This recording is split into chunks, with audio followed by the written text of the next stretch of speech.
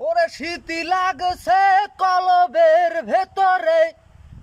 এই মিয়া কি লাগাই দিলা? রাখ, টাইনে লই যায়, কর সুযোগই দেবে না। উপরে আগুন দিলে হইব কি আল্লাহ, এই শীতে গোসল দি মুনায় আমি রে, এই শীতে গোসল দি মুনায় আমি রে। কম্বল কমে গেছে গো আল্লাহ, আল্লাহ কম্বল কমে গেছে গো আল্লাহ, আগুন দে চৌফ্রিদা হইবে কি আল্লাহ, এই শীতে গোসল দি মুনায় আমি রে, শীতে গোসল দি মুনায় আমি রে। এ শীতে লাগাই দিলা কি তুমি?